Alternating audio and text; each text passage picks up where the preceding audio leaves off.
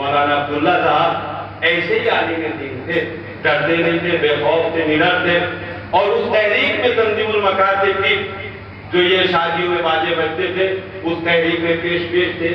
لکھنؤ ضلع ہردوئی میں براہی گاؤں ہے، اور اس زمانے میں بڑی دشواریاں ہوا کرتی تھی، وہاں پیدل جایا جاتا تھا۔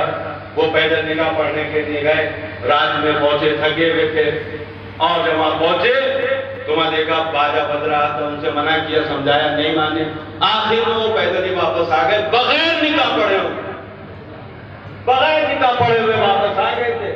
آج اتنی قربانیاں کون دے سکتا ہے؟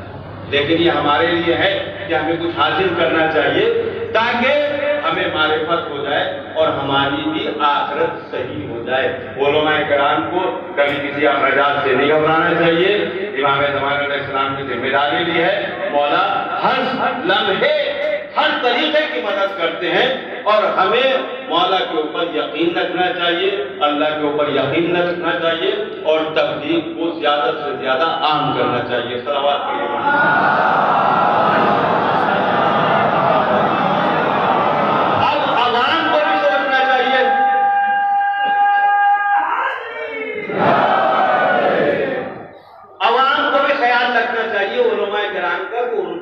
سمجھے جاہل کے گناہ کو، یہ حدیث ہے جامع الاخبار کی، جامع الاخبار ایک کتاب ہے حدیثوں کی، شیخ فضول کی، اس سے یہ حدیث پڑھو۔ اللہ ایک جاہل کے گناہ کو معاف نہیں کرے گا، عالم کے گناہ کو معاف کر دے گا۔ ہمارے یہاں اس کے برعکس عقیدہ ہے، ہمارے یہاں پدیڑی میں کہا جاتا تھا، کہا جاتا کہ نہیں کہ عالم کے اوپر زیادہ عذاب ہے، جاہل کے اوپر کم ہے، لیکن حدیث کے تحت جاہل کے گناہ کو معاف نہیں کرے گا، عالم کے گناہ کو معاف کر دے گا۔ کیوں؟ اب اللہ دونوں کو روزے محشر کھڑا کرے گا کہ بھائی جاہل تمہارے گناہ معاف نہیں ہوں گے، کیوں نہیں معاف ہوں گے؟ پروردگار وجہ کیا ہے کہ تم نے یہ گناہ کیوں کیا؟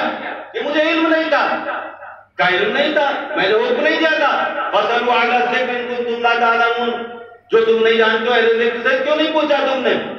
لہذا تمہاری دو سزائیں ہیں، ایک تو علم حاصل نہیں کیا، دوسرے اس علم حاصل نہ کرنے کی وجہ سے گناہ کیا، لہذا معاف نہیں ہے۔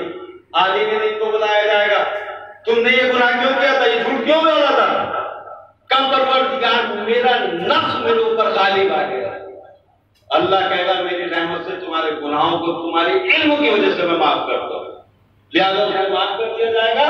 جاہل کے گناہ کو معاف نہیں کیا جائے گا، یہ یاد رکھ لینا چاہیے، اپنے عقیدے کو بدل دینا چاہیے، اپنے ہمارے عقائد قرآنی عقائد ہونا چاہیے، حدیثوں والے عقائد ہونا چاہیے، خود ساختہ اپنے بنائے ہوئے عقیدوں پر عمل نہیں کرنا چاہیے۔